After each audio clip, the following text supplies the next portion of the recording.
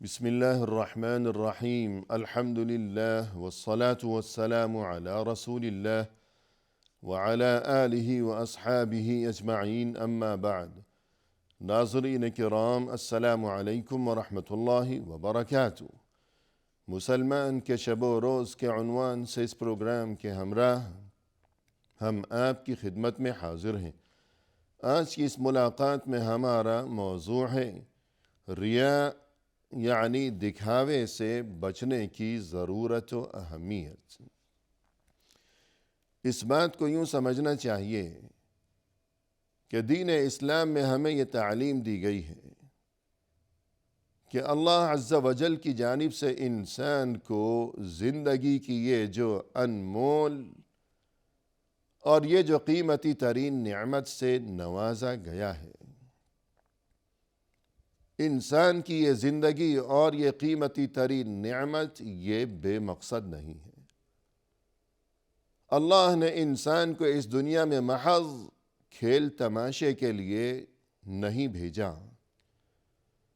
بلکہ انسان کی اس زندگی کا ایک بہت ہی اہم ترین مقصد ہے، اور وہ مقصد یہ ہے کہ انسان ہمیشہ اپنے خالق و مالک اللہ عز و جل کی عبادت کا فریضہ انجام دیا کرے،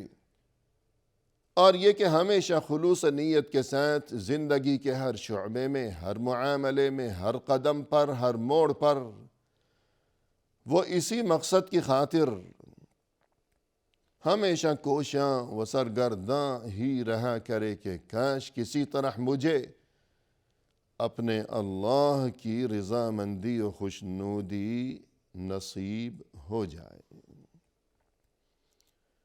اور پھر مزید یہ کہ اس مقصد کی خاطر یعنی اللہ کی عبادت اور یہ کہ اللہ کی رضامندی و خوشنودی کا حصول، اس مقصد کے لیے انسان اس بات کو بھی یاد رکھے ہمیشہ کہ نہ صرف یہ کہ انسان کو یہ حکم دیا گیا ہے کہ وہ صرف ایک اللہ کی عبادت کیا کرے، بلکہ مزید یہ کہ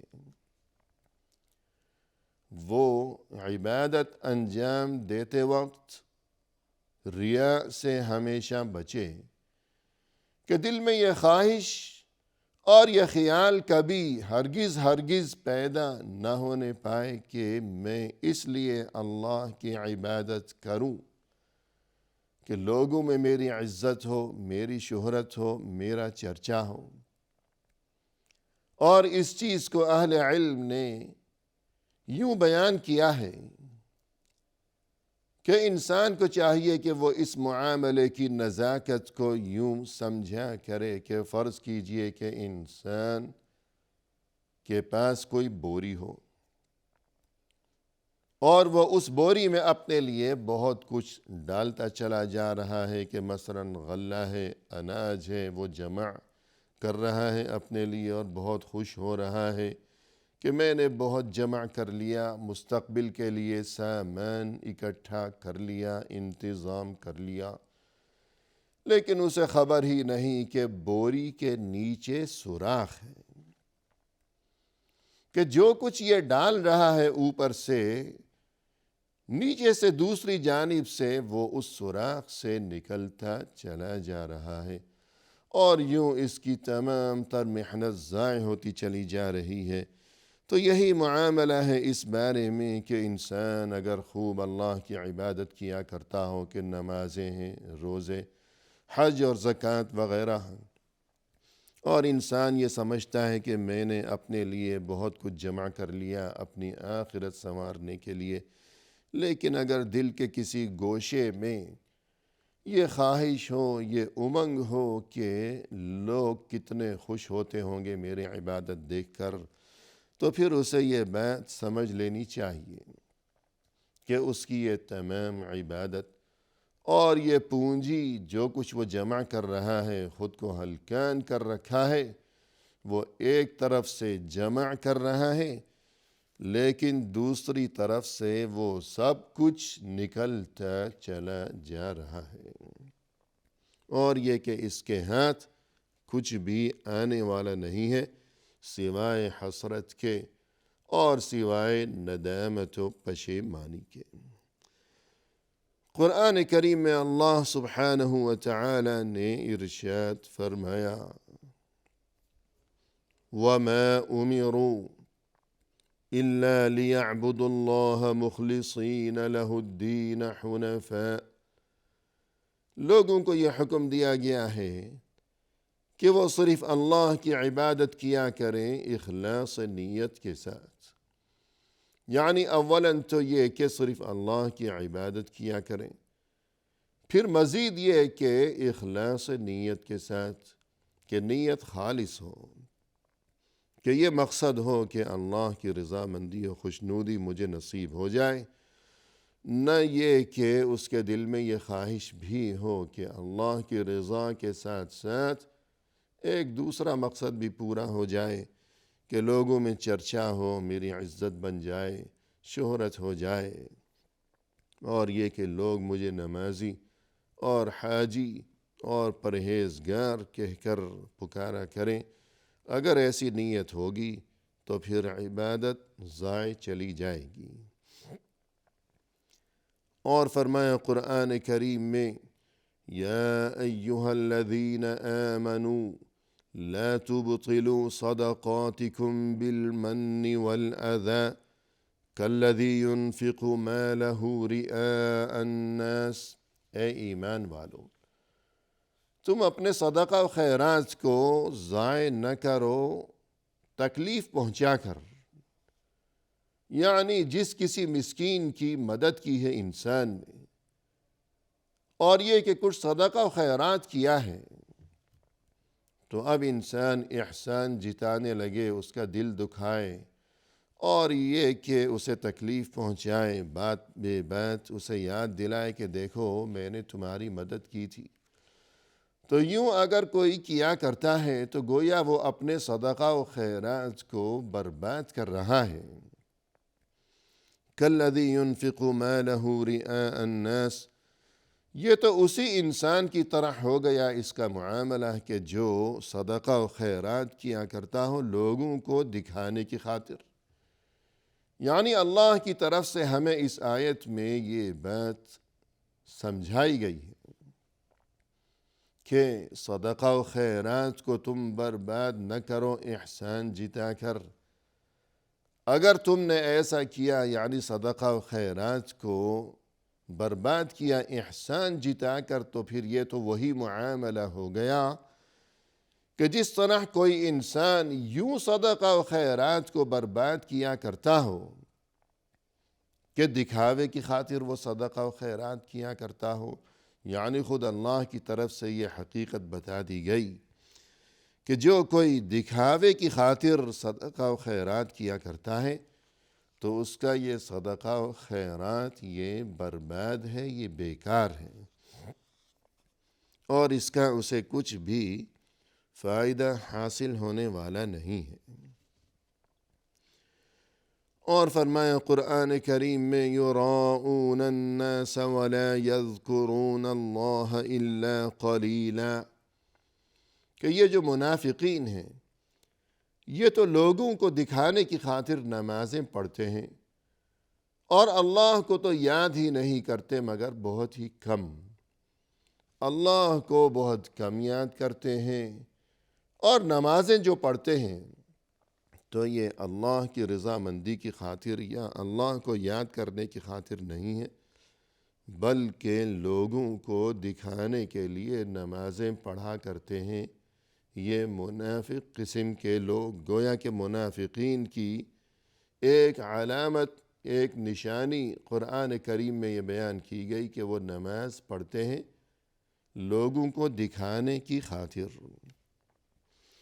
اسی طرح فرمایا قرآن کریم میں فویل للمصلین الذین هم عن صلاتهم ساہون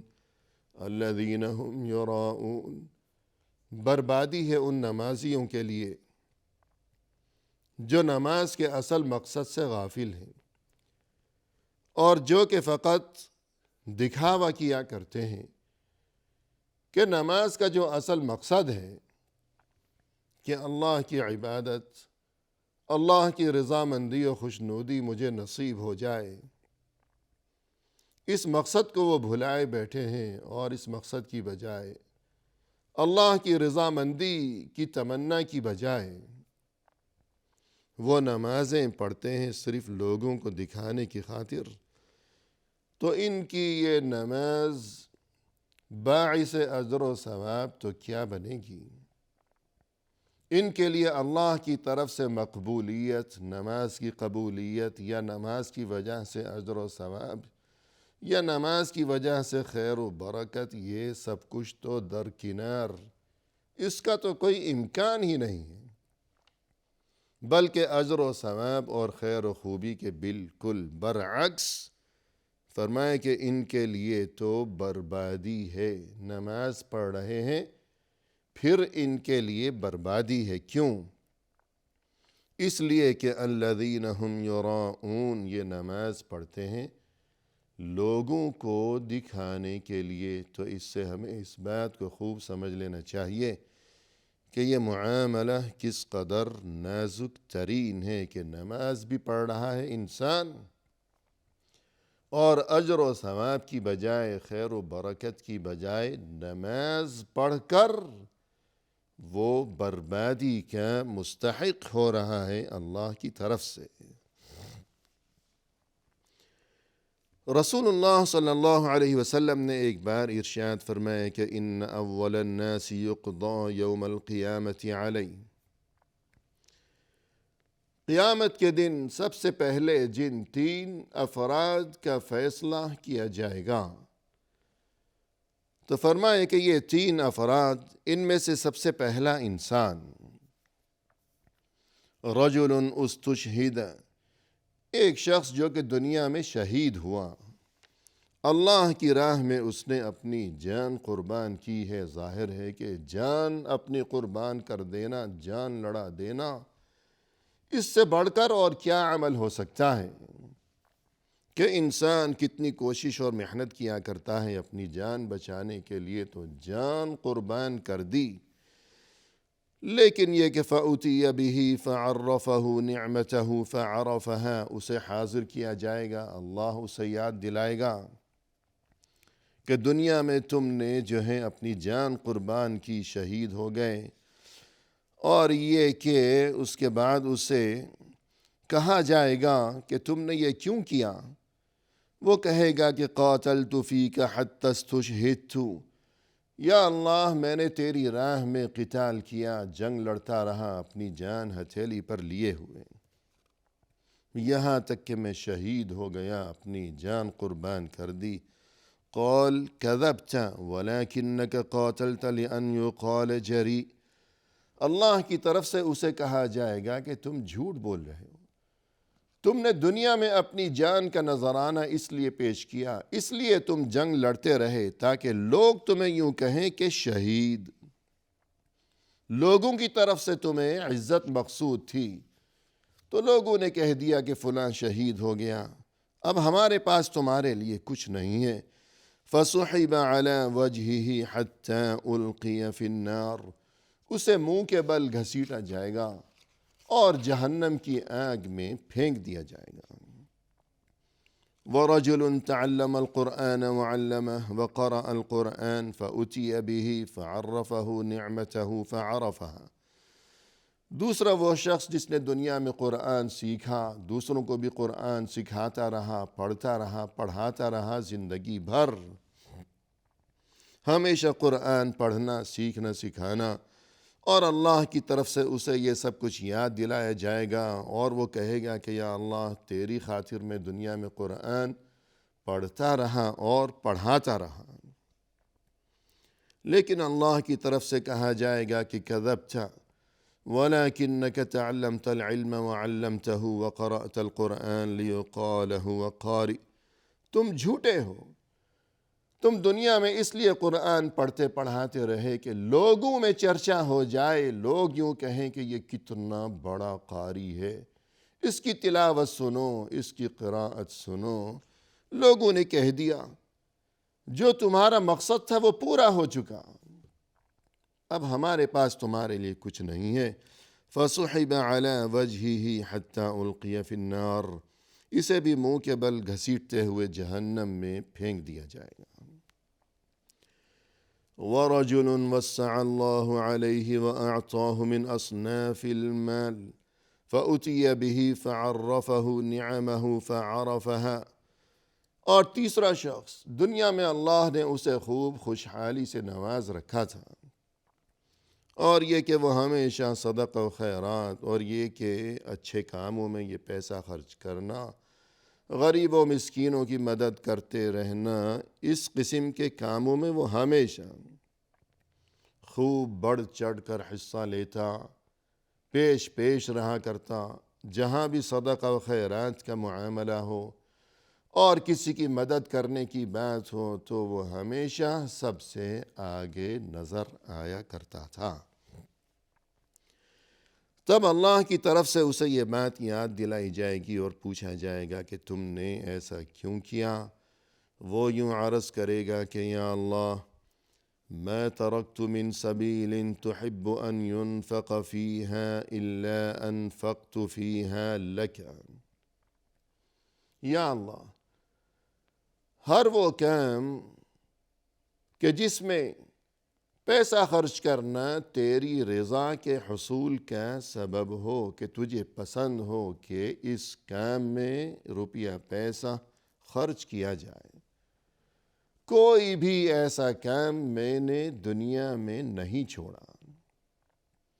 ہر وہ کام جہاں مال خرچ کرنا یا اللہ تجھے پسند ہے، میں نے ہر اس کام میں تیرا دیا ہوا مال خوب سخاوت کے ساتھ خرچ کیا تیری خاطر۔ لیکن اللہ کی طرف سے جواب دیا جائے گا کہ کذبت، تم جھوٹ بول رہے ہو۔ وَلَكِنَّكَ فَعَلْتَ لِيُقَالَ هُوَ جَوَادٌ فَقَدْ قِيلَ، تم ہمیشہ دنیا میں روپیہ پیسہ اس وجہ سے خرچ کیا کرتے تھے کہ لوگ یوں کہیں کہ دیکھو یہ کتنا بڑا سخی انسان ہے، اس کے دل میں انسانیت کے لیے درد، ہمدردی، اتنا سخی انسان۔ لوگ یوں کہیں، تمہارا جو مقصد تھا، تمہاری جو خواہش تھی، دنیا میں لوگوں نے خوب کہہ دیا کہ یہ کتنا بڑا سخی انسان ہے۔ جو تمہاری خواہش تھی وہ پوری ہو چکی، اب ہمارے پاس تمہارے لیے کچھ بھی نہیں ہے۔ ثم امر به فسحب على وجهه ثم القي في النار، منہ کے بل گھسیٹتے ہوئے اسے بھی جہنم میں پھینک دیا جائے گا۔ سب سے پہلے جن 3 آدمیوں کو جہنم میں ڈالا جائے گا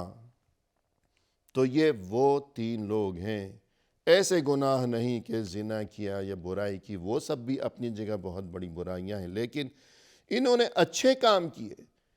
لیکن نیت یہ تھی کہ لوگوں میں چرچا ہو، دکھاوا ہو، لہذا نتیجہ یہ ہوا کہ ان کی یہ عبادت، ان کے یہ اچھے کام، یہ ان کے لیے اجر و ثواب اور نجات کا سبب بننے کی بجائے جہنم میں پہنچنے کا اور وہاں کے عذاب کا سبب بن گئے۔ لہذا اس معاملے کی نزاکت کو خوب سمجھ لینا چاہیے۔